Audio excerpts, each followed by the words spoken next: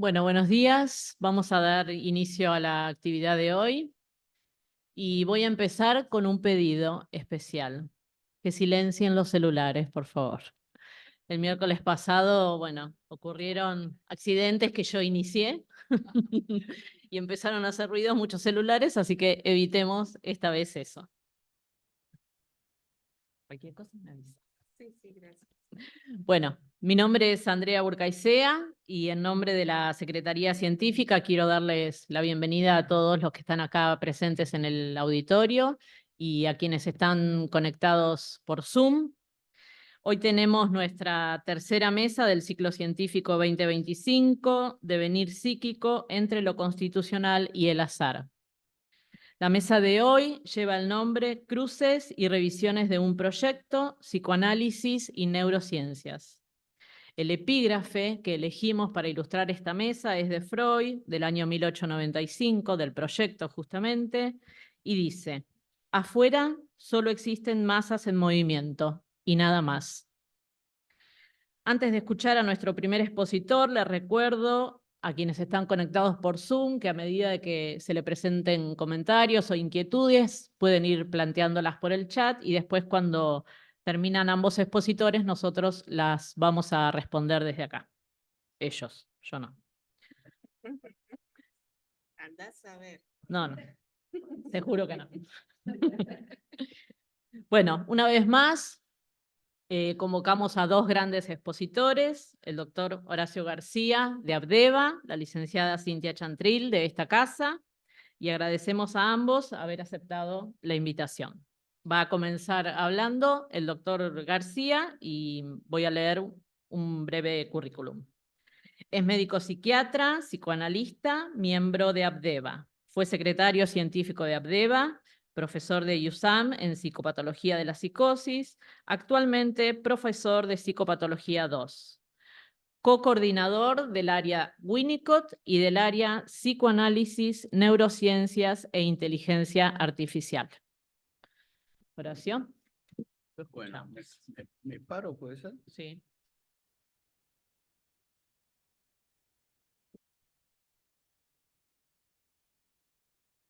Ahí.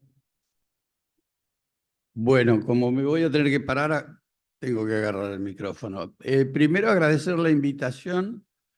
Segundo, comentarles acerca de mi alegría que me produce siempre cuando hay gente que tiene formación dinámica y psicoanalistas que se interesan por temas tan importantes, por lo menos para mí, como las neurociencias.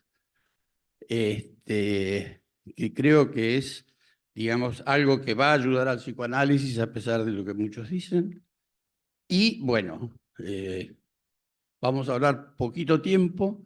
Mi idea es más bien generar inquietudes. Voy a hablar de 3 o 4 cosas, no mucho más, porque no me da el tiempo. Les comento, ahora estoy con el mismo tema, agregando inteligencia artificial, dando un curso de 12 horas en Colombia. Y más o menos llegamos, con 12 horas, ¿no? Acá voy a hablar 20 minutos. Así que imagínense que poco voy a decir. Pero la idea general es, primero voy a hablar de la importancia de la multidisciplina, digamos que es un tema conflictivo para los psicoanalistas en general. Hay psicoanalistas que están en contra. Después, un poco de ciertos temas que tienen que ver con el funcionamiento cerebral y ciertos temas en los cuales la neurociencia explica ciertas cosas que hacemos los psicoanalistas y tal como asociar libremente, tal como elaborar los conflictos, esos simples y viejos temas, y que hay temas que son útiles, en los cuales es útil entender cómo el cerebro puede trabajar con nosotros. Empezamos con y después, lo último, esto tiene también ciertas implicancias técnicas, y me voy a parar porque si no, no veo el power. Y como tiendo a perderme, mejor que vea el power. Bueno, acá van a tener una palabra rara, que es la palabra consiliencia. Consiliencia. Ponemos el segundo los aportes que pueden hacer las neurociencias al psicoanálisis. Sí.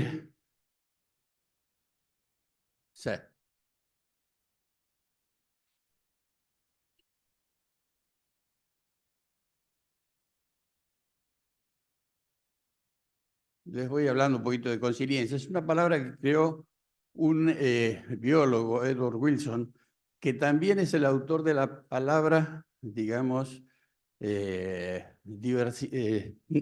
¿cómo se llama? Diversidad de las especies, no me sale ahora, me olvidé. Digamos, donde la conciliencia es, digamos, un intento de conciliar diferentes disciplinas tratando de generar una sola, digamos. O sea, ¿qué es la, digamos, idea que lo que sería la multidisciplina, que a veces cuando se pueden ir generando las diferentes coincidencias que se van encontrando en las disciplinas, da lugar a lo que sería una transdisciplina. Una transdisciplina, por ejemplo, sería lo que es... Sí, dale, estoy esperando. Bueno, acá lo tienen. Lo planteó Wilson, ¿no? Y acá estamos tratando de trabajar en neurociencia y psicoanálisis. Les leo literal porque esto es la disposición para unir la información y los conocimientos de distintas disciplinas con un objetivo máximo de crear un marco unificado del conocimiento. O sea, por ejemplo, ahí tenemos la neurobiología con las ciencias humanas, que lo han intentado mucho y tienen cosas interesantes. Esto se da en otras materias. Newton y Maxwell, no les voy a hablar de ellos, pero lo han hecho. Con una sola idea, juntan los planetas, la Tierra, y toda una serie de cosas, con una sola explicación. En definitiva, lo que queremos discutir es la posibilidad de relacionar el psicoanálisis con las neurociencias. ¿Por qué son importantes las neurociencias? Porque en los últimos años ha habido un progreso increíble en cuanto al estudio dinámico del cerebro. Progresos técnicos, ahora hay tecnologías. Antes había que esperar que se muera el paciente, ahora no, se lo ve funcionar mientras está vivo y haciendo cosas distintas. Siempre que uno hace esto, yo me acuerdo de Bertrand Russell, que la diferencia de los científicos no es tanto en lo que crean, sino cómo lo creen. ¿Por qué? Porque en estas ciencias el riesgo es el fanatismo. O sea, y tenemos fanáticos, conocemos todos, y el problema del fanatismo es importante. Seguro que no voy a llegar al final, pero saben que la idea es generar inquietudes. Hay un par antitético a la conciliencia, que es el reduccionismo, que también es parte de la conciliencia. Se puede, digamos, el ejemplo es Kandel, Nobel del 2000, estudiando la aplicia californica, que tiene unas neuronas grandotas, revoluciona y explica el aprendizaje y la memoria, ¿no? Y eso es fundamental para el psicoanálisis. O sea, si vemos la represión, es un problema de memoria. El ser humano, aparte, acá empezamos con el cerebro, tiene 100.000 millones de neuronas. 7.000 a 50.000 sinapsis por neurona. Es la estructura más compleja del universo conocido.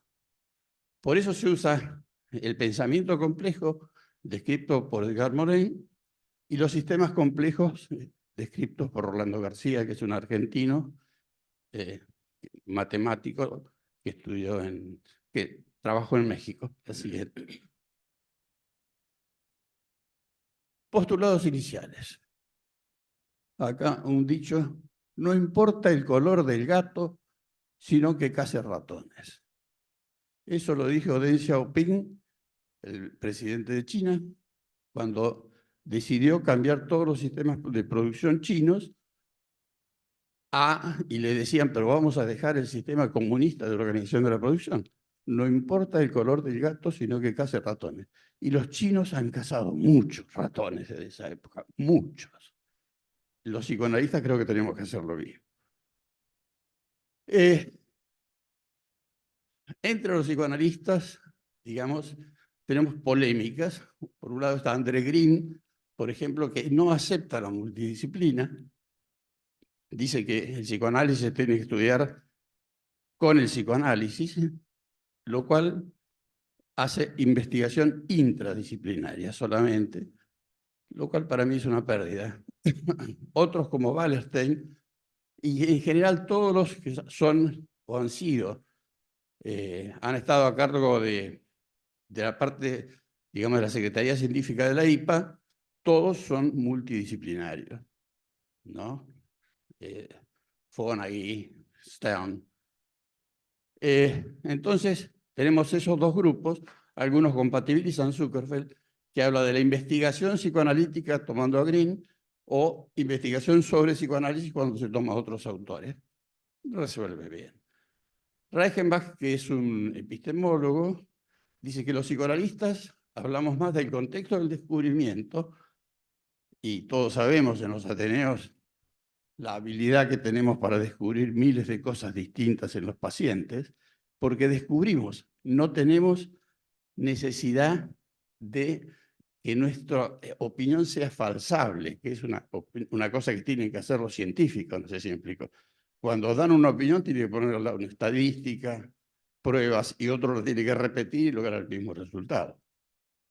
Los psicoanalistas tenemos la ventaja que no hacemos eso, solo presentamos casos y opinamos sobre ello. Eso nos da una gran ventaja, que la tuvo, por ejemplo, Freud cuando hizo el proyecto, que Freud, digamos, descubrió miles de cosas en el proyecto, ya planteó toda una serie de ideas que iban a ser demostradas por la neurociencia después. Barreras de contacto, principio de inercia, qué sé yo, los diferentes tipos de neuronas, las pasaderas y no pasaderas, todo. Digamos, o sea, Freud trabajó en el descubrimiento, se asustó y lo sacó, porque dijo, ¿esto cómo lo pruebo? Y los neurocientíficos trabajan en la demostración. No pueden decir nada si no lo pueden demostrar y otro al lado. A pesar de que trabajan en la demostración y no quieren tener teorías, digamos, que no sean demostrables, a veces tienen teorías para ellos que no son demostrables y eso les da un sesgo en su investigación. Lo que acá suelo agregar es que los neurocientíficos que a veces le tienen bronca a las concepciones dinámicas, Kandel, que fue uno de los que nombré antes, él dice que el psicoanálisis es la manera actualmente más lógica y que más lo conforma como explicación general de la mente. Pero los neurocientíficos, yo siempre digo que a veces trabajan para nosotros sin saberlo, aun quienes están en contra de las ideas de los psicoanalistas. El cerebro hace lo mismo que un científico. Analiza datos y intenta entender causas, los mecanismos subyacentes. Acá le nombro a Friston. Friston es un autor que trabaja con Mark Solms, en realidad es un especialista en imágenes, y que tiene todo un planteo, algunos dicen que es futuro candidato al premio Nobel, veremos, acerca de cómo funciona el cerebro, y un poquito lo vamos a tomar acá. El asunto es hacer lo que los ingleses dicen, que algo tenga make sense, o sea, cuando algo hace sentido, es lo que busca el cerebro. Evolucionó durante 500 millones de años, del primer cerebro hasta la actualidad. Se describe un cerebro trino, o sea, el cerebro tiene 3 estamentos que repiten, digamos, lo que es la evolución. Hay un cerebro reptil, un mamífero inferior y un mamífero superior. Esto lo escribió MacLean, está más o menos, pero es bueno. Y acá aparecen ya cosas polémicas. Está más interesado en la coherencia y el sentido que en la verdad. La percepción es activa, genera percepciones, lo que respalda una visión posmoderna, digamos, que se salió del positivismo, solo creo en lo que veo, y cambia toda la idea de la percepción, ¿no? Ver para creer no es creíble actualmente, cuando uno estudia la visión, ¿no? Un sentido afecta a otro. Y los sentidos, en realidad, y las cosas de la percepción son una creación del cerebro. Y acá voy a decir una cosa que a algunos no les gusta, pero los colores no existen, los olores no existen, los ruidos no existen. Hay un viejo dicho: si en un bosque se cae un árbol y no hay un ser vivo cerca, el ruido no existe, porque el ruido es una creación del cerebro en la percepción, ¿no? Es decir, el ruido es una serie de ondas que el oído percibe y lo transforma en una sensación subjetiva que es el sonido. Lo mismo el color. Entonces, nuestras percepciones son en gran parte ilusiones que nos permiten crear un mundo interior que tratamos de que se parezca al exterior. Y lo que es más importante, y esto es lo que sostiene Friston, hacerlo previsible. Usan lo que se llama la inferencia prospectiva, o sea, yo supongo que ahora estoy parado acá. ¿Por qué? Porque me lo dicen mis pies, me lo dice, digamos, toda mi percepción. Y es una suposición. Capaz que hay ciertos pacientes que de eso no se dan cuenta. Se buscan regularidades que me permitan prever el futuro. Se dice también que el cerebro tiene que ver con los seres vivos en movimiento que necesitaron prever a dónde iban. No sé si me explico. Hay un ejemplo que es la asidia, que es un bichito que cuando es... al principio es una especie de, no pescadito, pero tiene una cola y una cabeza y un sistema nervioso. Después llega una piedra, se pega, se transforma en una esponja. A partir de ahí, ¿qué hace? Disuelve el cerebro y se transforma en un aparato digestivo. O sea, el cerebro ese fue creado porque se mueve. Los vegetales que no se mueven no tienen cerebro. Tienen otras cosas, pero cerebro no. Otras cosas que desconfío mucho es de la voluntad. Experimentos de Libet. Si yo me toco el pelo, mi cerebro medio segundo antes que me lo toque ya se preparó para tocarlo. O sea, sin que yo sepa que me iba a tocar el pelo. Hay otro que estudia, con métodos más modernos, dice que 7 segundos antes de que yo haga cualquier actitud que yo decido hacer, tocar esto, 7 segundos antes mi cerebro se está preparando. Esto es Sier, que es un farmacólogo argentino muy conocido. Es complejo, que era lo que decíamos al principio, dinámico y abierto. O sea, la evolución recapitula la filogenia. O sea, el bebé humano pasa por una época de pez, una época de mamífero inferior, tiene agallas como los peces, y la de mamífero superior al final. Acá se plantea un tema muy interesante porque tenemos que Freud, por ejemplo, en una época tomaba a Darwin y en algunos temas tomó a Lamarck. O sea, la genética de Darwin es la selección natural de las especies, y Lamarck, que decía la herencia de la adaptación al medio ambiente. Se impuso Darwin y Lamarck murió pobre e ignorado, pero resulta que Lamarck tenía razón. Existe en los seres vivos y en el ser humano mucho la posibilidad de modificar la expresión de los genes, ¿no? Acá repito esto porque me parece importante, está interesado más en la coherencia que en la verdad. Prefiere mecanismos automáticos, para que tengan idea. Yo estoy recibiendo ahora 11 millones de bytes de información de mi cuerpo, de lo que veo, y por mi atención pasan 80. O sea, esto es lo que Freud describió como el estrecho desfiladero de la conciencia. O sea, muy poco de lo que nos llega somos conscientes.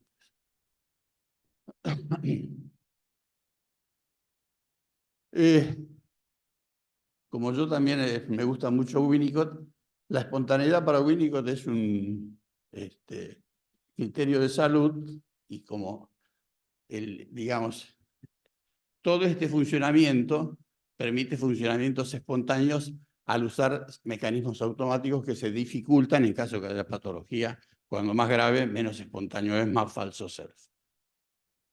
El cerebro se maneja en base a estadísticas. Uno va haciendo una estadística, porque tiene que hacer inferencias, Friston. Para que tengan acá, el cerebro gasta 20 watts, es muy optimizado. Y no solo es importante cuando está trabajando, sino cuando se silencia. Antes decían por ahí que trabajamos con el 10% del cerebro. Qué suerte, porque si trabajamos con el 100%, estamos en una convulsión epiléptica. Entonces, el cerebro es como una orquesta. Tiene instrumentos que andan, deja de andar, entra otro, hay un silencio, no sé. Y que la orquesta toque armónicamente es lo que todos deseamos. ¿Seguimos? Tipos de neurociencia, las paso rápidas. Cognitiva, que entre los psicoanalistas están no muy querida porque está asociada a la psicología cognitiva.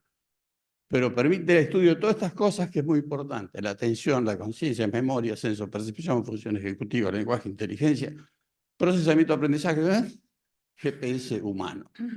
Todo esto es un mundo. Cada palabrita de esas es un mundo. La afectiva, el que trabajó mucho en esto es Jacques Pansy, que es uno de los autores muy importantes en lo que se llama neuropsicoanálisis. Actualmente murió, pobre Jacques, bastante joven. Y tenemos ahí Darwin, que allá en el 1800 describió las 4 emociones básicas, que son alegría, disgusto, sorpresa, tristeza, cólera y miedo. Está escrito porque siempre me olvido de esto. Estas son las de la película Mente. Intensamente. Como era intensamente. ¿No? Y acá hay hace un planteo que puede revolucionar todo el psicoanálisis.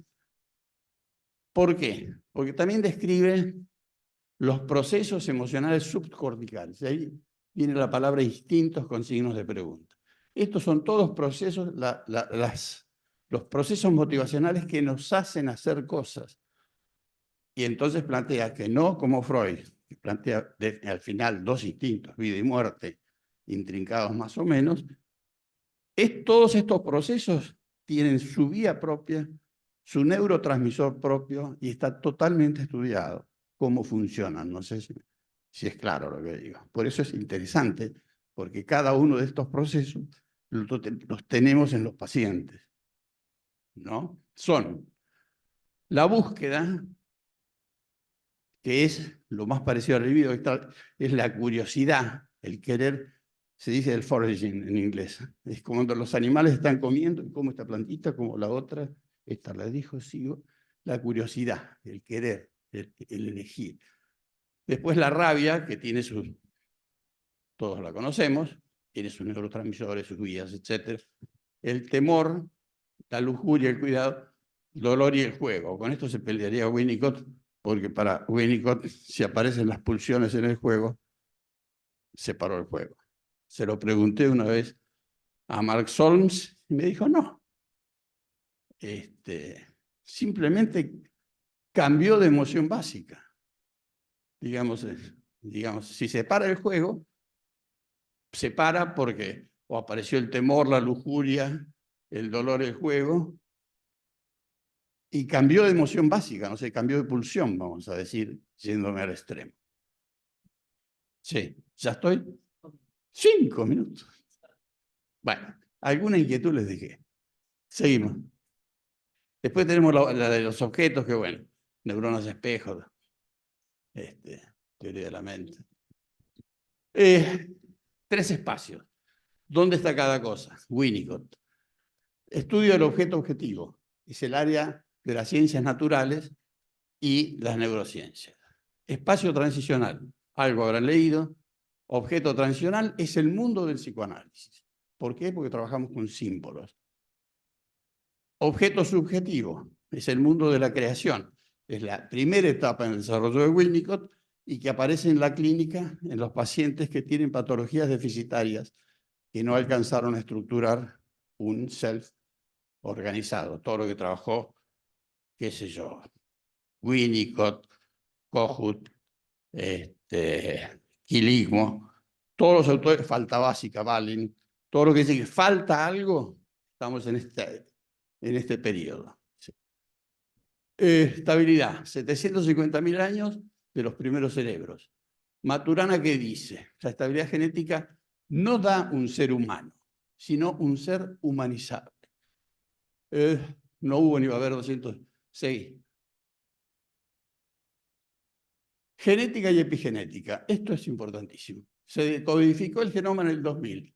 Hay 23.000 genes que codifican 600.000 proteínas. Antes se creía que había un gen, una proteína. Entonces hay una serie de mecanismos que 23.000 pueden armar 600.000 cosas. No sé si me explico. Es la epigenética, que no es la de Erickson, aclaro, si bien también es la capa externa de la genética, estudia la interacción de los genes con el ambiente y los mecanismos. Lo describió muy bien Waddington. Sin que cambie el ADN. Y aparte lo importante es que la epigenética se ha demostrado que es heredable por 3 generaciones. O sea, yo genéticamente, epigenéticamente mejor dicho, estoy influido por mi abuelo. Hasta ahí llego. Seguimos.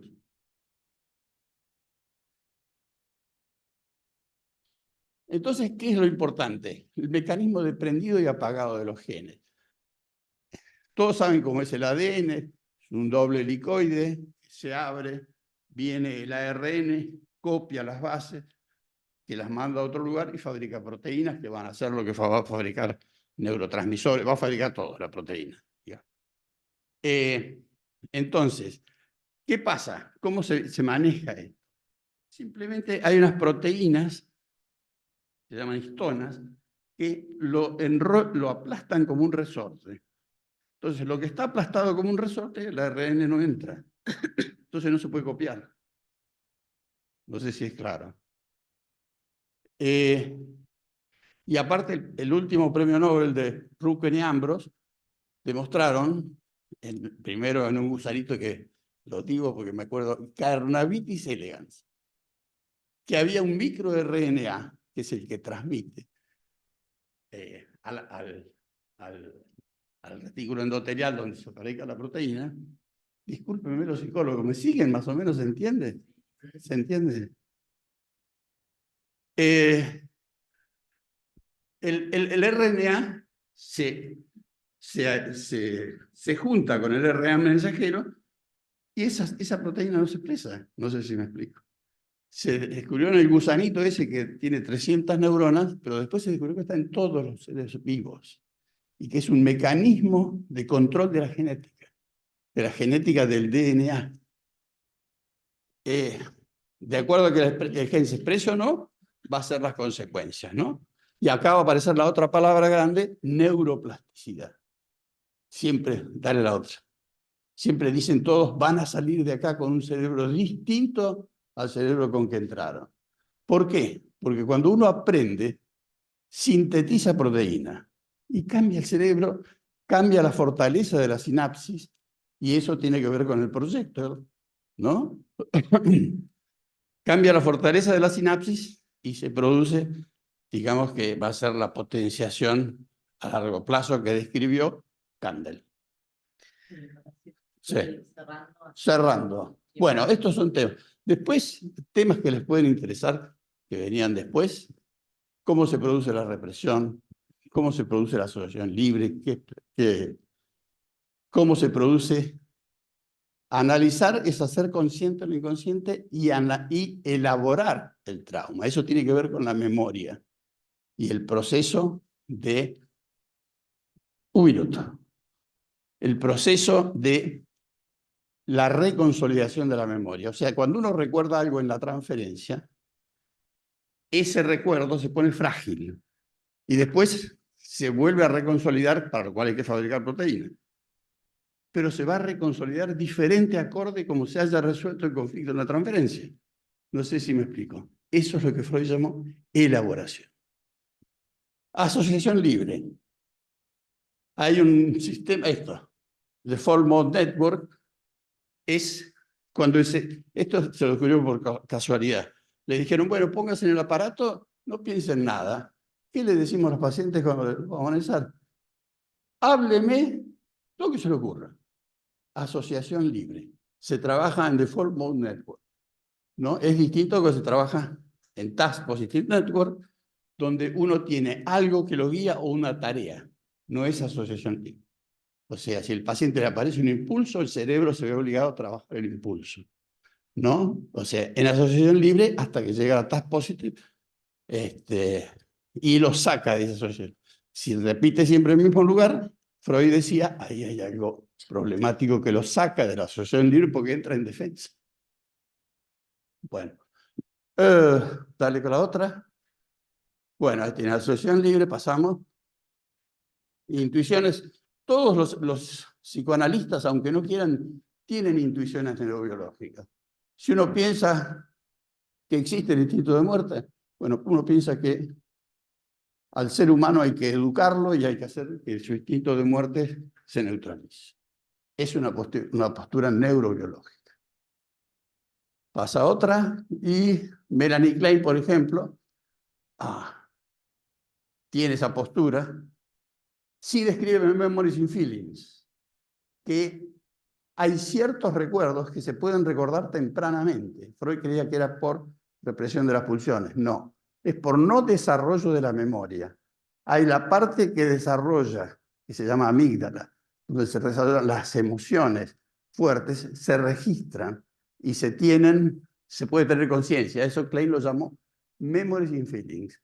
Pero no toda la fantasía kleiniana, no sé, porque eso es autobiográfico y no hay posibilidad de hacerlo. Bowlby, bueno, la calma tiene la pulsión de muerte. Si uno tiene la pulsión de muerte, le cambia todo. Reconsolidación de la memoria, psicoanálisis infantil, listo. En la evocación, eso aparece, se reconsolida cambiado, elaboración de conflictos neuróticos, pasa. Recompensa, aversión. Esto es principio placer-displacer.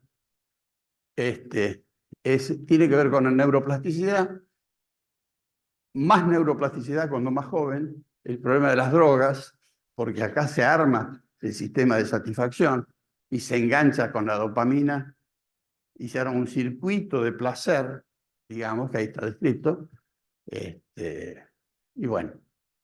Sí. Perdón, pero tenemos... Listo, ya está.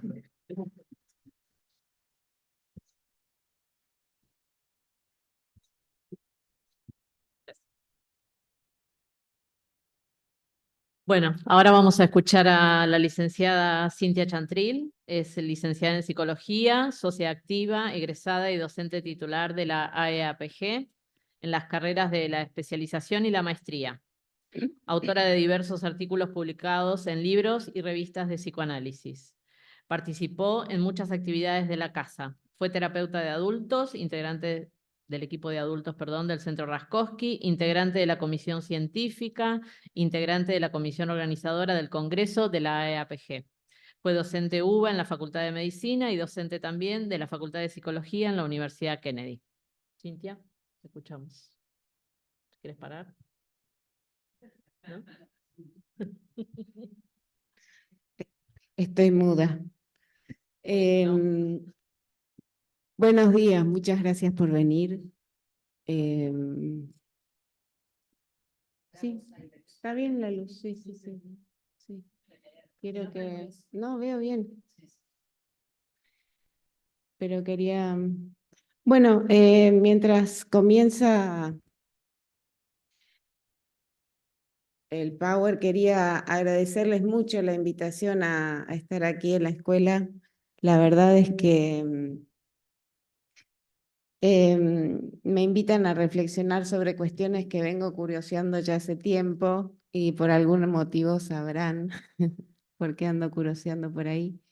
Y también quería pedirles paciencia para, la condensación que armé para un tema tan complejo, ¿no? Porque la propuesta de la Secretaría Científica es relacionar las series complementarias de Freud con las neurociencias y me parece una maravillosa provocación absolutamente necesaria en estos días.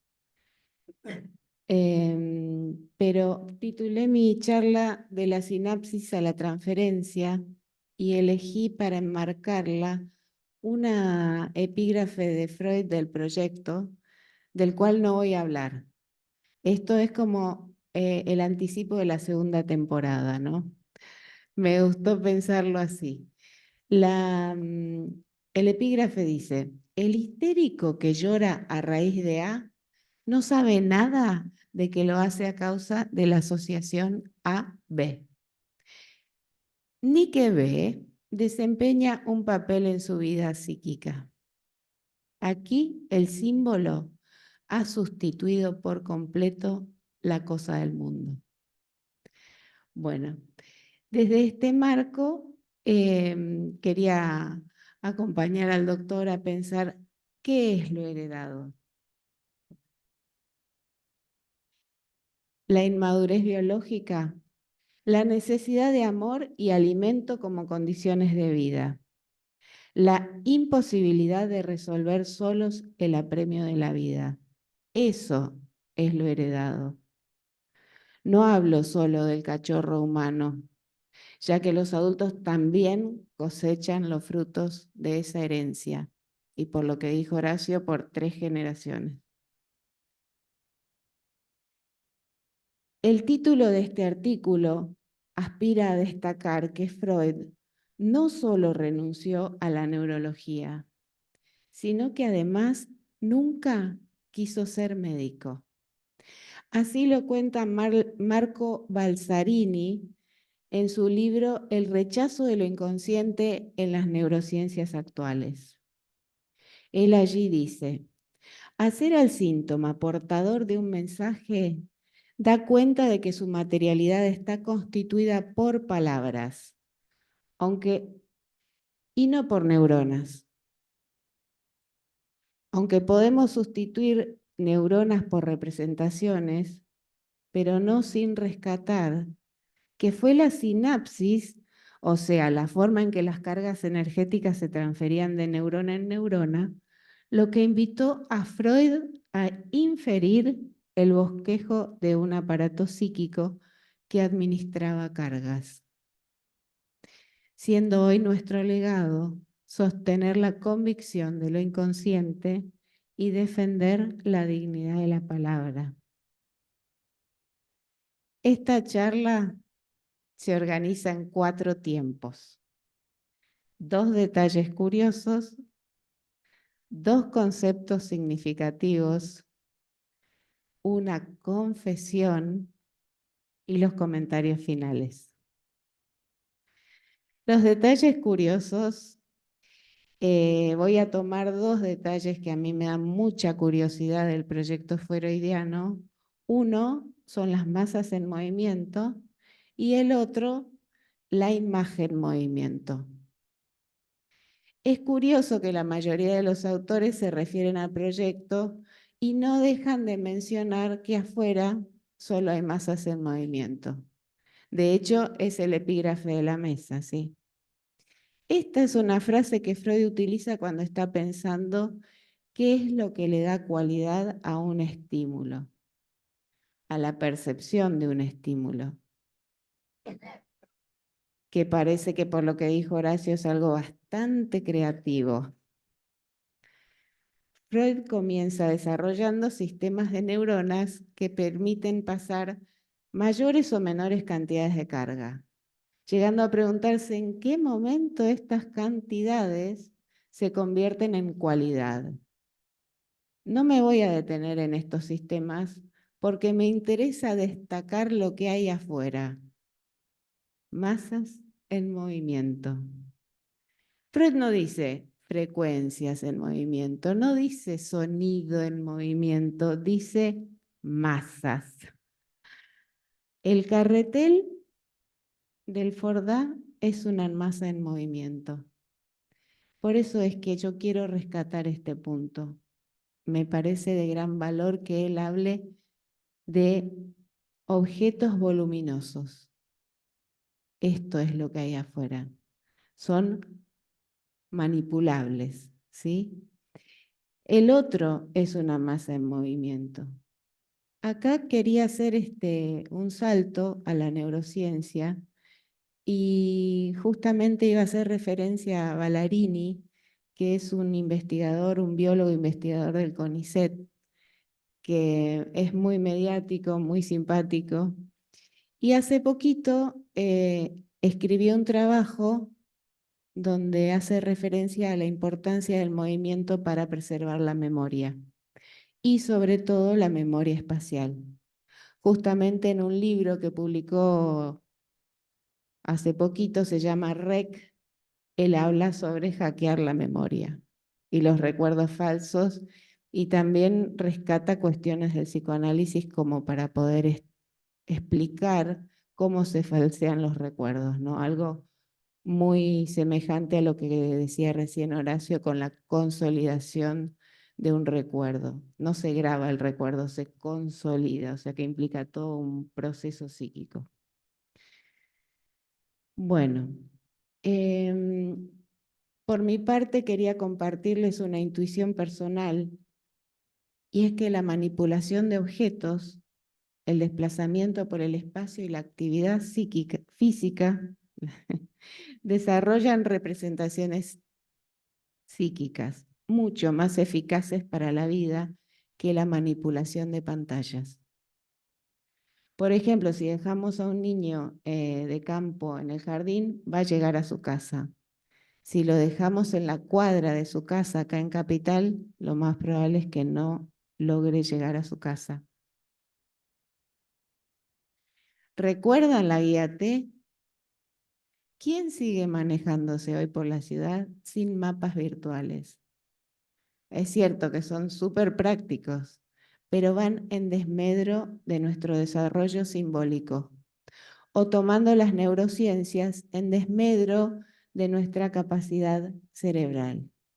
Y esto es bastante serio, ya que la capacidad cerebral del adulto se ve afectada, pero la del niño no logra desarrollarse hoy por hoy cuando están sobreestimulados. ¿Y la cualidad dónde se produce? ¿Dónde se produce? La cualidad se produce donde menos carga hay. Bueno, acá no hay una baja cantidad de carga, ¿sí? Este punto es muy importante. Acá recordar la valiosa función del período de la que habla Freud en el proyecto, ¿sí? Y incluye tiempo e intensidad de un estímulo para poder lograr la cualidad. Pues si bien la cualidad, la cantidad en los sistemas de percepción implican la complejidad en los sistemas psíquicos, la cualidad se logra cuando las cantidades son de muy baja intensidad. Con lo cual, si pensamos en la sobreestimulación permanente que recibe el aparato psíquico en la actualidad, podemos inferir que las condiciones para producir cualidad están afectadas. Daniela Flores Monti, una neuropsicoanalista mexicana, en una conferencia titulada Sin psicoanálisis no habría neurociencia, dice: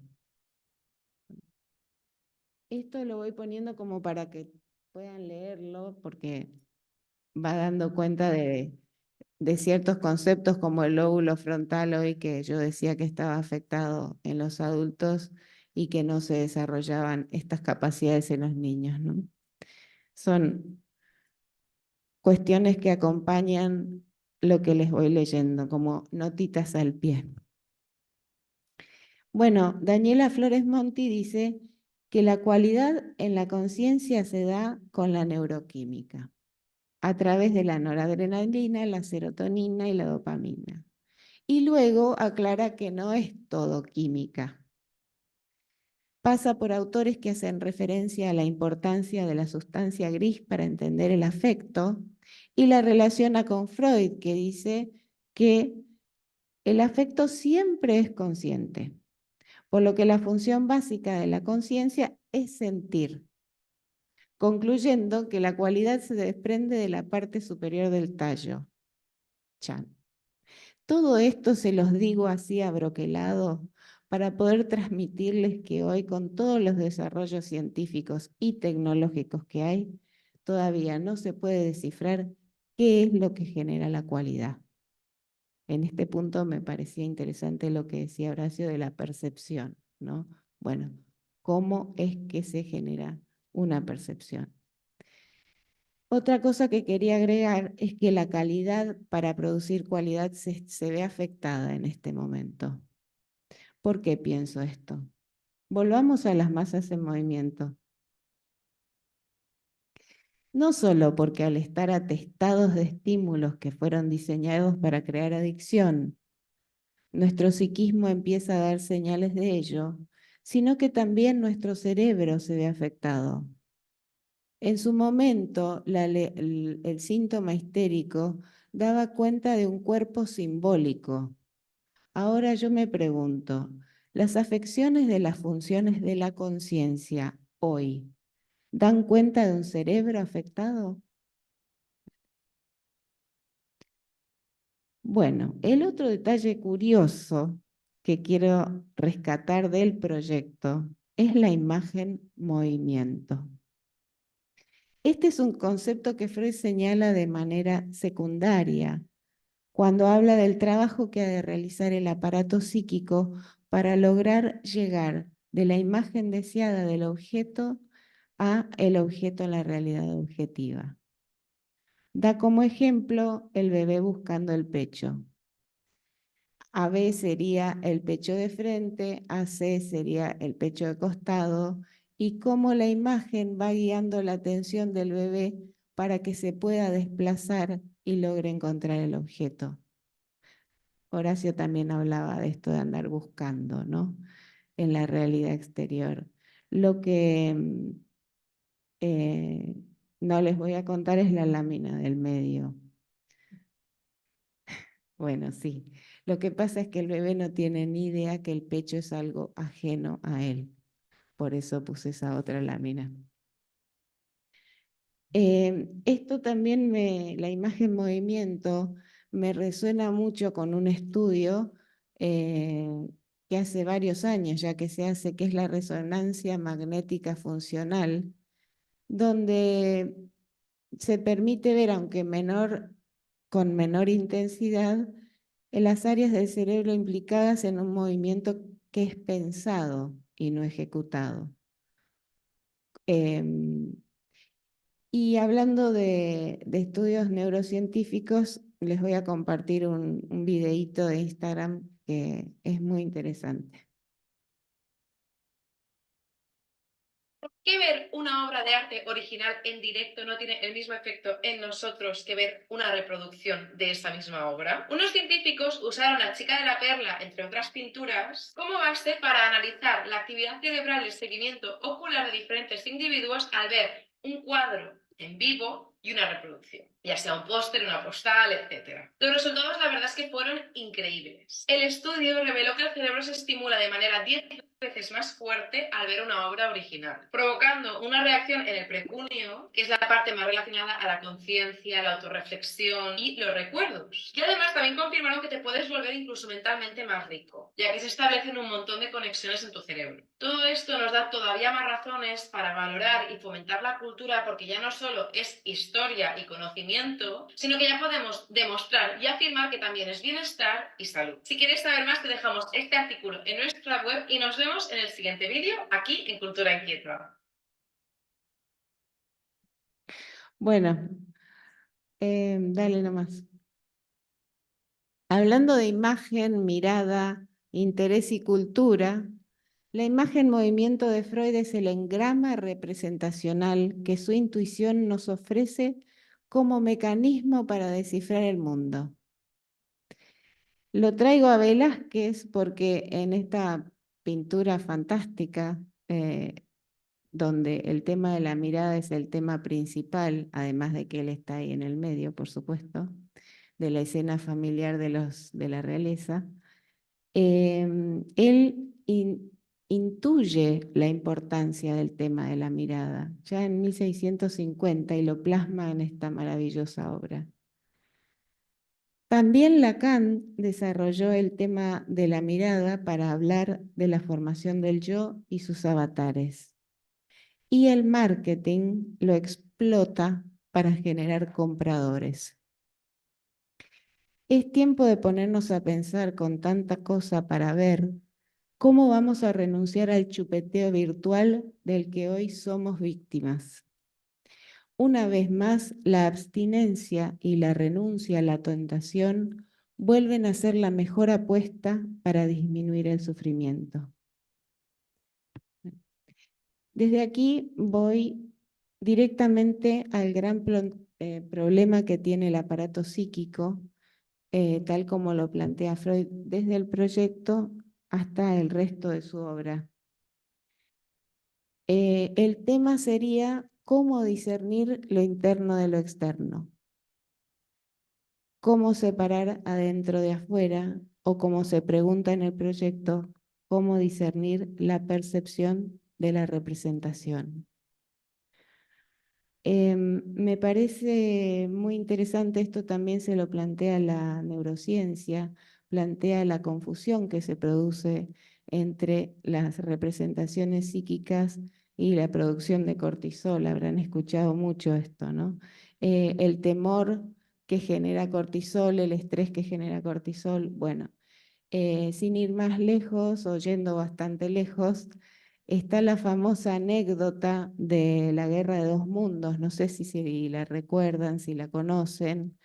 En 1937, 38 más o menos, un día antes de Halloween, se transmite por la radio la novela La Guerra de dos Mundos, con tan buena dirección de Orson Welles, sí, siempre me confundo el nombre, que es tan real la transmisión que la gente piensa que verdaderamente es una invasión marciana, salen corriendo desesperados, cunde el pánico, se arma un lío bárbaro. Bueno, después juicio mediante, disculpa, era una novela, ¿sí? Y la gente reacciona con pánico. Este es un excelente ejemplo como para poder captar lo difícil que se nos hace poder distinguir lo interno de lo externo. Volvamos al movimiento entonces.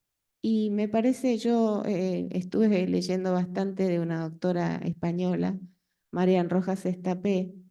Ella plantea la modificación del cerebro en las adicciones y destaca que todas las redes sociales están programadas para generar adicción. ¿Cómo se modifica el cerebro cuando nos volvemos adictos al placer inmediato? Dice ella. Y acá dice que los placeres inmediatos roban dopamina de las rutas rurales. Me encantó esta manera de plantearlo, ¿no? Y ella dice que estas rutas rurales en el cerebro son las que desarrollan otras actividades que se dejan de disfrutar con los placeres cotidianos, porque estas otras actividades requieren tiempo y participación del cuerpo. Y este desarrollo de las rutas rurales que se ven empobrecidas me recordó a las investiduras colaterales que plantea Freud en el proyecto, esas investiduras colaterales que nos van a permitir con la imagen movimiento llegar del objeto imaginado al objeto en el mundo, ¿sí? ¿Y qué dice Freud en el proyecto? Ahora voy a hablar del segundo concepto significativo, que es la inhibición. Él dice que debe haber una instancia que inhiba la descarga ante las representaciones psíquicas.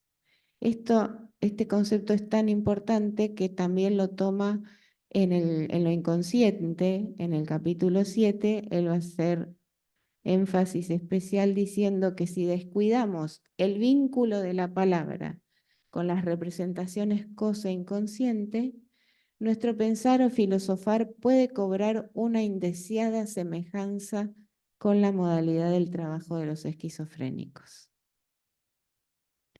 Entonces, podemos notar que tanto para el psicoanálisis como para la neurociencia, postergar la satisfacción inmediata es un tema central.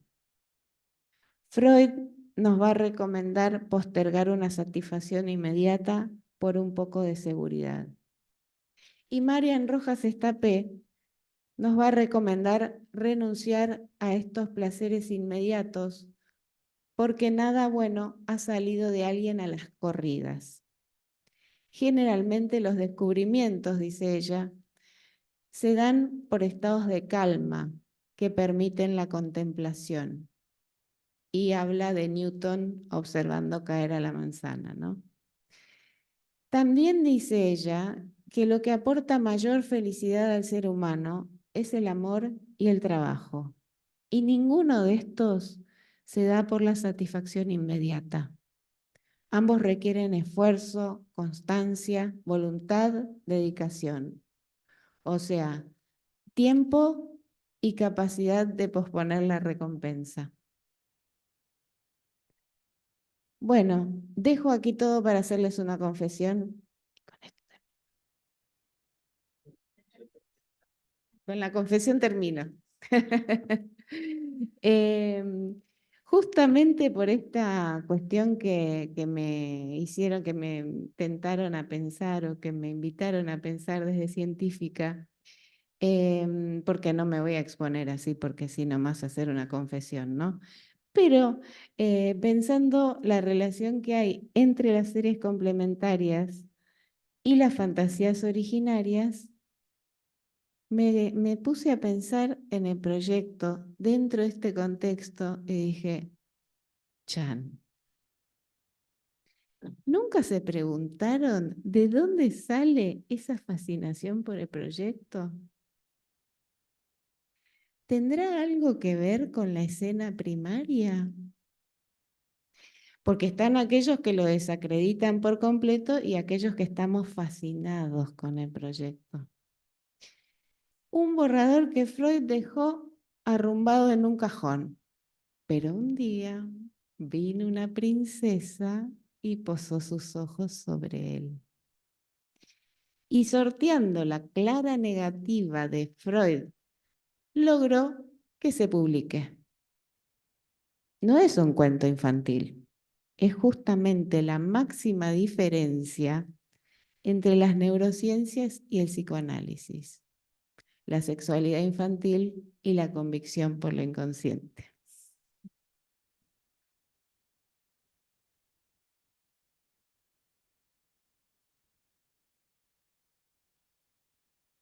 Gracias, Cintia. Muchas gracias. Bueno, habilitamos entonces a preguntas. Levantan la mano y yo les doy la palabra y después vuelven esas preguntas a la mesa para ser respondidas por los que saben. No sé quiénes serán. Karina, ¿querés? Dale. Va a leer las preguntas del Zoom. Hola a todos, mi nombre es...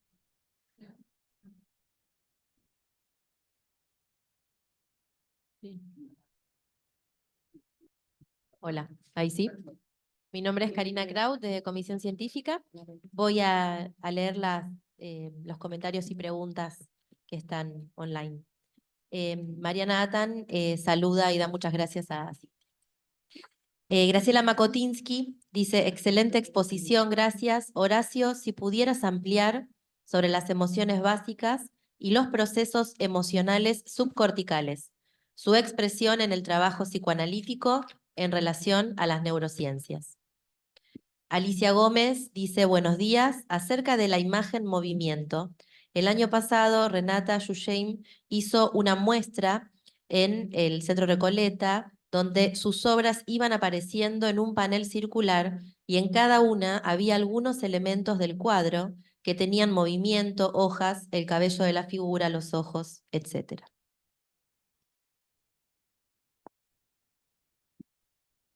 Norberto. Bueno, mi nombre es Norberto Lloves. Muchísimas gracias por las dos exposiciones. Una pregunta y un comentario. Horacio, bueno, me pareció muy noduloso todo lo que transmitiste, pero hay un punto cuando planteabas que el objeto transicional, decías lo simbólico, es el mundo del psicoanálisis. Y me surgió ahí la pregunta, no sé si la tenés ubicada. ¿Cómo pensar desde la neurociencia la construcción de lo simbólico? ¿No? Si es que desde la neurociencia tenés alguna idea de cómo se piensa la construcción de lo simbólico, ¿no? Y Cintia, bueno, me gustó muchísimo lo que ubicaste. Hay un párrafo de Tomé que me parece que es como el título de un trabajo: el celular no es un carretel, ¿no? Y si podías un Me poquito lo más... robaste. ¿eh? Si podías, claro, ampliar un poco ese punto, porque me parece que ahí te metes con lo que es esto de la imagen en movimiento, pero también la dimensión del tiempo, ¿no? Bueno, muchísimas gracias. Mariu. Bueno, muchas gracias, muchas gracias. Me gustó mucho lo que dijeron. Ya se imaginarán que agradezco que cada uno se haya tomado el trabajo, además de tratar de transmitir sobre un tema tan difícil. Hasta una confesión. Tengo una pregunta para cada... A ver, tengo una pregunta para los dos, a ver si ustedes cómo lo piensan, y después una para cada uno. Yo no sé si por ahí recuerdan que en el yo y el ello, en un momento, lo que Freud dice es que todo el yo es un órgano de percepción, ¿sí? Y que, bueno, también dice esto del yo cuerpo, que se parecía mucho a algo de lo que Horacio refería también a un autor, la verdad que no copié el nombre, pero como que a mí me parece que Freud ya hablaba de la percepción de lo interior y de su proyecto, de la construcción de lo interior como de alguna manera una reconstrucción de ese cuerpo. Y quería preguntarles qué piensan de esto, de si efectivamente el yo termina siendo o no un órgano de la percepción. Eso por un lado. Después, me gustaría, Horacio, si es factible, que vos nos cuentes un poquito, pues vos usaste, me pareció a mí, instinto y pulsión como indistintamente, aunque después y aparecieron estas emociones, no sé, la curiosidad, la rabia, el temor, la lujuria, todas estas, eh, del lado de lo instintivo, no sé, me gustaría que nos cuentes un poco más todo eso. Isai, bueno, una pregunta que ya te hice. Volvemos sobre lo del cerebro afectado. Muchas gracias. Mónica. Bueno, muy estimulantes. Mónica Fabeluques. Hago como una pequeña introducción. El aparato psíquico puede ser pensado según el principio placer-displacer, ¿no? Entonces, lo que implica es disminuir el displacer. Pero por otro lado, también sirve a la tarea de representación, de representar el mundo, ¿no? En esta avanzada de la tecnología, la tecnociencia, ¿no? Sobre lo mental. Aparecen las fake news, ¿no? En donde ya está hecho de un modo en que el psiquismo no puede decir verdadero o falso. Antes las fotos se trucaban. Entonces había un verdadero o falso, era una verdadera trucada. Entonces era falsa, ¿no? Con la inteligencia artificial, esta barrera de lo verdadero o falso se empieza a diluir. También los aparatitos nos permiten, por ejemplo, que no necesitemos ubicarnos espacialmente. La cuestión de la lateralidad, esto lo estudió Benasayak, las zonas del cerebro destinadas a la espacialidad y la lateralidad están disminuyendo su volumen desde el uso del GPS en 20 años. Digo, no en 20 siglos, ¿no? En 20 años. Entonces, estas influencias de lo tecnológico están generando consecuencias, ¿no?, en nuestro psiquismo que tienen una correlación con cuestiones que la neurociencia va informando, ¿no? Quería decirles que, cuál es el lugar de tanto los neurocientíficos como los psicoanalistas en alertar sobre estas consecuencias, ¿no? Gracias. Bueno, si les parece, como después hay varias personas que quieren preguntar, volvemos a la mesa y responden los panelistas y después, si tenemos tiempo, vuelven ustedes. Horacio primero. Estoy abrumado. Plantearon todas preguntas sumamente lógicas y complejas. O sea, la primera, emociones básicas. Las describió Darwin.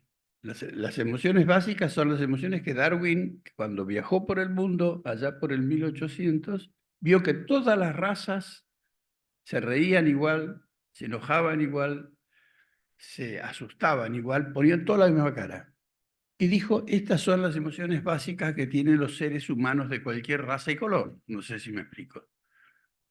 Y dijo, esto es biológico, porque el ADN humano, aunque te sean amarillos, blancos, negros, seminegros, lo que sea, son todos iguales. Y eso es interesante, digamos, y planteó la base un poco del origen biológico de las cosas. Que esto no es, hablar de lo biológico no es hablar en contra del psicoanálisis, no sé si me explico. Hay un concepto que yo les dije, que hay ciertos neurocientíficos que no quieren meterse en esto porque es subjetivo y ellos tratan de estar en el área de la demostración, como decía Reichenbach. Entonces, tratan de no, pero inevitablemente caen en. O sea, entonces, yo no plantearía, por eso planteo la consiliencia, no plantearía el conflicto, ni planteo el conflicto entre lo tecnológico y lo no tecnológico. Está demostrado que el hombre perdió habilidades manuales con respecto al hombre de hace 100 años. Sí, porque ahora todo viene hecho. No tenemos que hacer el mueble, no sé si me explico, no sabemos manejar el martillo. ¿Queremos volver? No, son gustos. Algunos se van a Trevelin y manejan el martillo. Y la madera, son gustos. Libertad, libertad, concepto libre albedrío, concepto sumamente discutido. Si la libertad el ser humano la tiene, justamente por lo que decía, si uno está, hasta qué punto está determinado, el cerebro determina y el yo se entera después. La conciencia se entera después. El proyecto, avísame cuando paro. El proyecto tiene una gran ventaja que la ve Mark Solms, que no sé si era la autora que pedían que me refiera, porque el proyecto es afecto y es cuerpo. Mark Solms trata de entender y trabajar justamente con el estudio de los afectos, por eso que vienen del cuerpo. Winnicott habla como uno de los fundamentos del desarrollo, tres cosas. La integración psique-soma y el fenómeno de la ilusión. O sea, cómo el ser humano integra su psique con su soma. Damasio, un neurocientífico que dice que lo que hace el cerebro es leer el cuerpo. Estas emociones, digamos, implican una suba de neurotransmisores o baja de la glucosa o aumento de la adrenalina. El cerebro lo lee y le dice al yo, suponiendo que el yo sea el que escuche, estás asustado. Eso lo vemos todos. Si a mí me va a pisar un colectivo, lo primero que hago es saltar, escaparme, ¿no? Llego a la vereda y me asusto. Pero no me asusté antes, no sé si me explico. Es el camino corto por donde va el sentimiento, por donde va el cuerpo. Por eso, en el neuropsicoanálisis se estudian tanto los afectos y las vías de los afectos, porque el pensamiento y la palabra, y acá entramos a discutir con ciertas teorías, es un lugar, digamos, segundo. El centro, y Freud lo tiene, está en el afecto.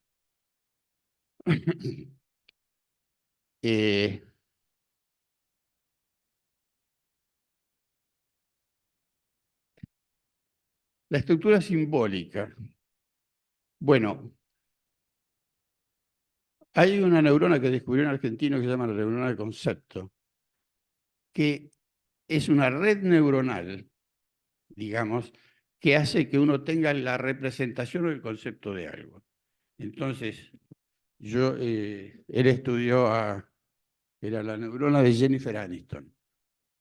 Jennifer Aniston, cuando estuvo de moda, estaba en todos los cerebros del mundo. Y él estudiaba intraoperatorio y estimulaba una neurona y le aparecía Jennifer Aniston. Y cuando le mostraban a una persona normal, digamos epiléptica en general, Jennifer Aniston, él descubrió que había ciertas neuronas que reaccionaban a la voz, a la serie, al personaje de al lado que lo acompañaba, etcétera, etcétera. Neurona concepto, que es distinta a otras, son neuronas espejos, son las más viejas y famosas. Pero hay conceptos que son representaciones, que son representados por redes neuronales, que, digamos, están unidas. Entonces, si a mí mi papá era del campo, mentira todo esto. Mi papá era del campo y me pegaba con el látigo. Entonces, yo veo látigo y lo tengo asociado a papá. Pega, no sé si me explico. En la misma representación, esta neurona es un símbolo de esta neurona. La represión reprime hasta cierto punto, desconecta la representación de cosas de la representación de palabras.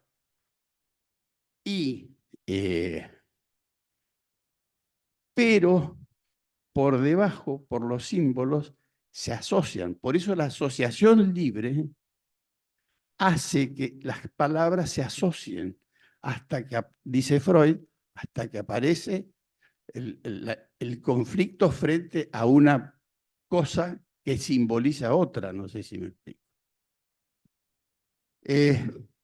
Sí. Le damos la palabra a Cintia.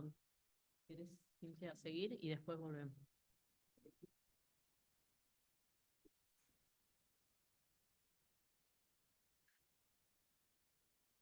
Bueno, se me abroquelan las ideas en la cabeza, así que son temas sumamente complejos y a mí me dan mucha curiosidad. Pero yendo al tema de los afectos, me parecía importante dar cuenta que de una diferencia entre la neurociencia y el psicoanálisis. Primero, en realidad quería decir que hay que poder albergar la diferencia de las disciplinas para que se logre un intercambio, ¿no?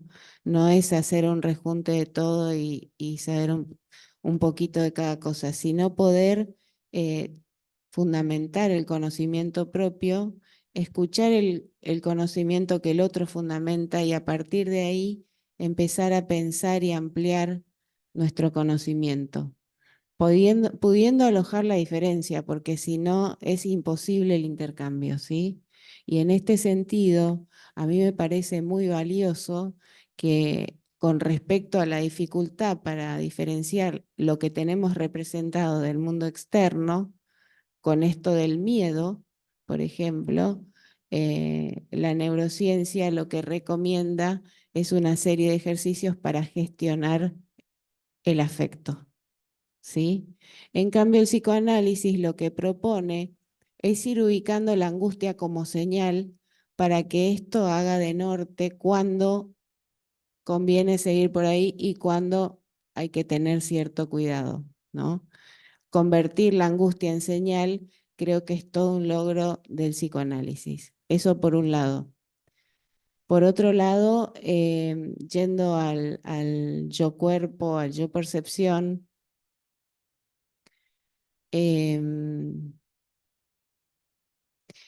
sí, en el yo y el ello ahí Freud va a relacionar directamente las percepciones con el yo y las pulsiones con el ello, ¿sí? Y en relación a este punto, podemos pensar, bueno, todas las funciones que va a poder ir adquiriendo o no el yo en relación a lo percibido o la conciencia, ¿sí?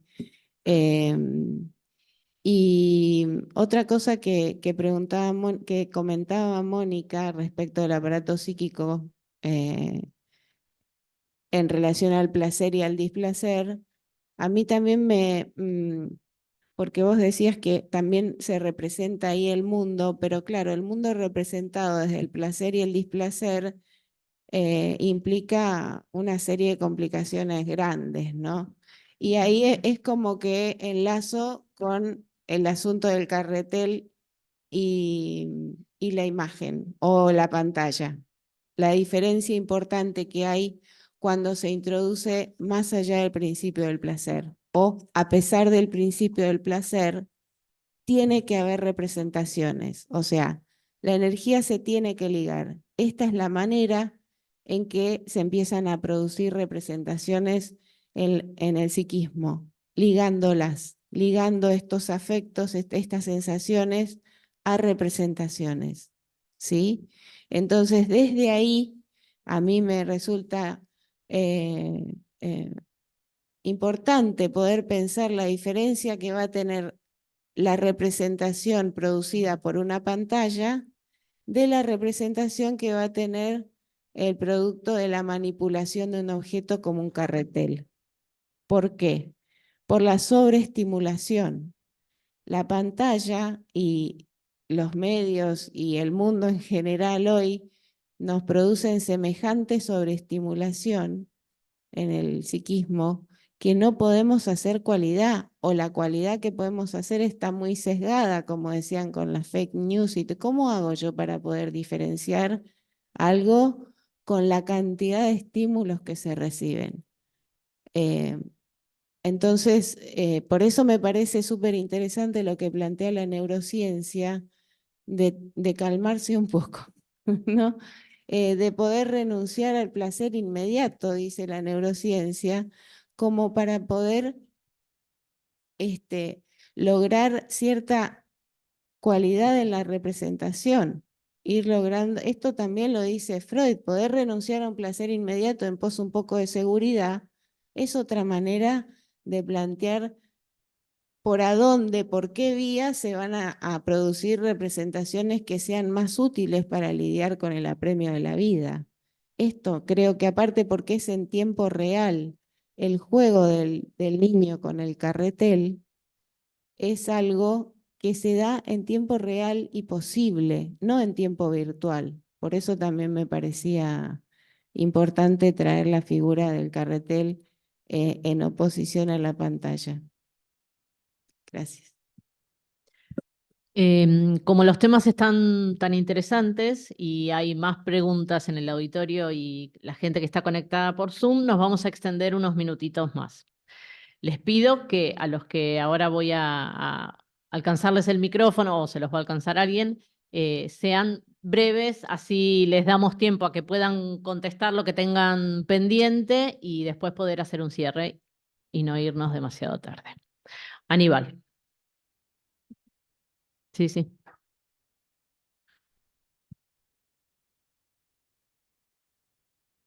Sandra, ¿quieres? ¿No?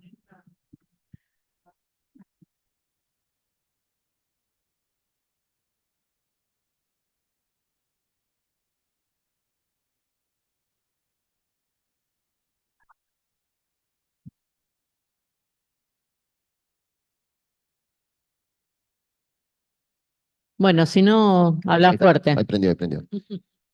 Bueno, Aníbal, repeto, rapidito. Muchas preguntas. Dos cosas con lo que planteaste, Horacio. Lo último, esto de la neurona concepto, ¿no? Y yo decía, pero esto ya lo planteó Freud cuando habló de la inscripción de la vivencia y satisfacción Sí, asociada, ¿no? Digo, sí. ya estaba. Y después cuando planteaste esto de la cilia, ¿no?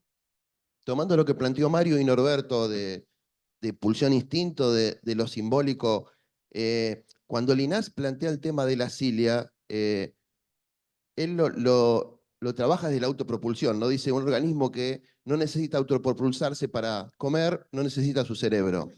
Y pensaba la diferencia entre instinto y pulsión, porque ese organismo, cuando encuentra el alimento, pierde el cerebro. El humano, cuando se conecta con el alimento, complejiza el cerebro, ¿no? O el sistema nervioso, o el aparato representacional, el aparato psíquico, como lo querramos llamar. ¿Qué pasa si a la Cilia, la madre Cilia, la hubiera acariciado? ¿Estaríamos hablando de lo mismo? Porque a veces aparece esto de las emociones básicas también, ¿no? Es lo mismo emoción básica que pulsión. eh, Digo, mucho para pensar ahí, pero bueno, esas cosas que me quedaron como haciendo ahí un cierto ruido. Y otra cosa, rapidito con lo que decía Cintia, yo no creo que Freud haya abandonado el proyecto. Creo que él dijo, este es mi sustrato material y sobre esto construyo toda una teoría. Digo, lo llevó siempre con él, ¿no? No necesitó publicarlo para usarlo en el yo y el ello. O sea, eh, si uno lo rastrea, hasta el más allá está ahí, ya en, ¿no? Como que en cierto modo, yo no creo que se haya asustado, sino que dijo, no lo necesito, este sustrato material. Ah, bueno.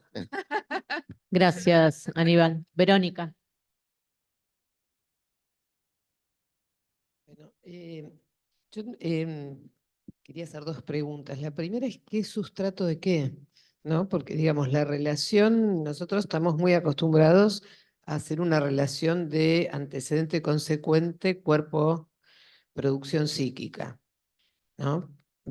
Pregunto cómo es con esto de la consiliencia y todo eso, si hay una repensar la relación mente-cuerpo. Y la otra cosa que quería preguntar es por qué parece que sigue siendo más divertido hablar con un cerebro humano o con alguien que porta un cerebro humano que con la IA, que a mí en lo personal se me hace bastante aburrido. Confesión final. A mí el proyecto no me produjo nunca ni fascinación ni rechazo, pero tengo que decir que desde que hablo mucho con mi amiga Cynthia Chantrin, me está gustando cada día más eso. Muchas gracias. Karina.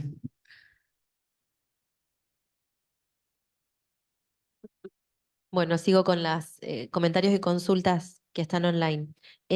Bueno, Graciela Makotiski extiende el agradecimiento a Cintia, que hoy no lo había nombrado. Dice, excelentes, muchísimas gracias. ¿Cuántas cosas para pensar, repensar, estudiar? Una invitación a la curiosidad, dice Cristina Guevara. Gabriela Kramer dice, excelente, muy enriquecedora la mesa. Respecto del aspecto terapéutico desde la neurociencia, ¿cómo se pensaría? Beatriz Rodríguez agradece y pide si pueden considerar la relación entre percepción y afecto, y Gabriela Kramer pide si pueden compartir los autores mencionados.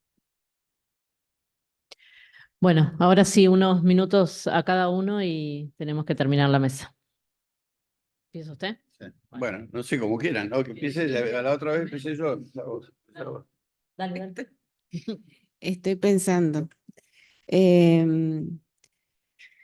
Sí, con respecto al proyecto y a la confesión, la verdad es que fue algo que me sorprendió mientras estaba escribiendo el trabajo para esta mesa y me resulta Interesante que Freud haya decidido no publicarlo, porque él era muy claro al respecto, no quería que eso se publique. Yo no sé si él no quería que eso se publique porque ahí están todos sus secretos y los obsesos como nosotros que estamos empecinados en encontrar algo ahí, no aflojamos con la escena primaria. A ver qué escondía Freud en el cajón. ¿No? Eso me parece muy interesante. Yo no creo que lo haya abandonado.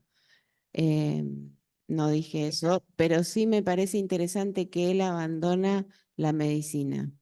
Y en este abandono es porque comienza a inferir todo un psiquismo que está apuntalado en lo biológico, pero no es lo biológico, ¿no? Y en ese punto yo tengo una idea que justamente porque el psiquismo es virtual, hoy lo virtual lo replica, pero no está apuntalado en el mundo material. Entonces eso genera una... Si antes estábamos confundidos entre lo interno y lo externo, ahora estamos más confundidos que antes, ¿sí? Y creo que esto tiene, por ejemplo, otra idea que se me ocurrió, pero estas son ideas mías nomás, ¿no? No tengo nada con qué contrastarlo, pero pensaba en la convulsión a la repetición y el algoritmo, ¿no? Que siempre insiste en el mismo punto. Con respecto, ¿Mm? Lo escribí, me animé. Bueno, pero esto es, creo que una apuesta a poder intercambiar con ustedes y a poder pensar algo que ya es re viejo lo que estamos diciendo acá, porque estamos súper atrasados con la información de lo que ya está pasando con la inteligencia artificial, con los fake news, con... El otro día vi una película Mountain Head o algo así, donde hay toda una conspiración para afectar al mundo entre magnates de manera virtual y se están divirtiendo con eso, pues están súper aburridos, ¿no? Entonces, bueno, Vero, no sé, lo de la inteligencia artificial lo seguimos después. Bueno, Horacio, 2 minutos por reloj. Bueno, me voy muy contento porque están todos llenos de preguntas, ¿no? Diría alguno, es momento de interrumpir la sesión porque se van con las preguntas sin respuesta y con la curiosidad encendida. Primer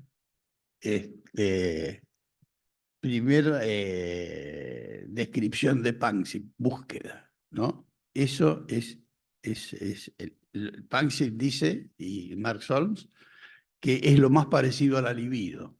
Están totalmente en contra del instinto de muerte. No hay ninguna, digamos, descripción que yo conozca o que ellos conozcan en la cual se encuentre instinto de muerte en los seres vivos. Se parece mucho más si se encuentra la supervivencia. La muerte es algo que le acontece a los seres biológicos. Lo que decían de las fake news a mí me asustan. Más me asustan las fake news que me pasa el cerebro.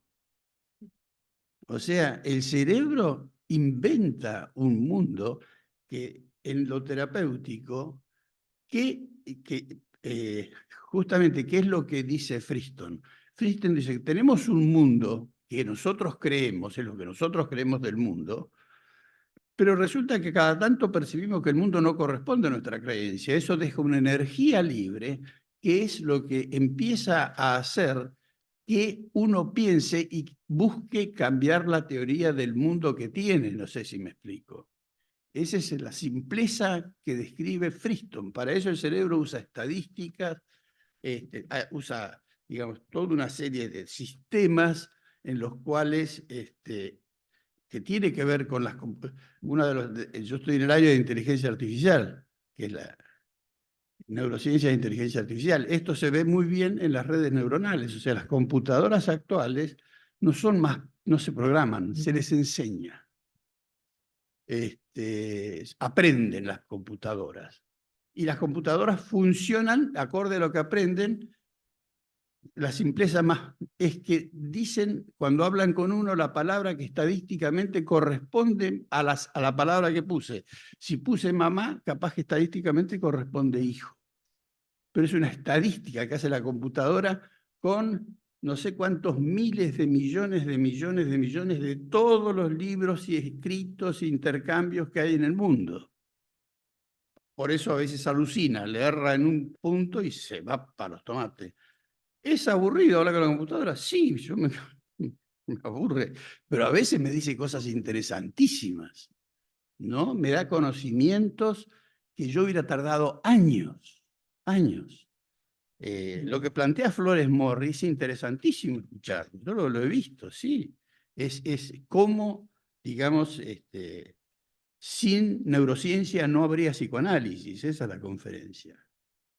Porque Freud era un neurocientífico, tengo 6 citas que no hay, porque no las tengo acá, tendré que buscar, en las cuales Freud dice, todo esto es un edificio que veremos cuando esto es resuelto por descripciones químicas o algo.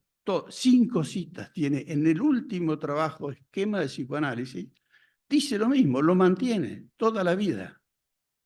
¿No? Démosle un poco bolilla. En cuanto al yo y el ello, qué sé yo, sí, el yo es corporal, se forma a través de la percepción, dice Freud, ¿no? Se diferencia del ello, sí. Es importante que tengamos conceptos diferenciados, sí.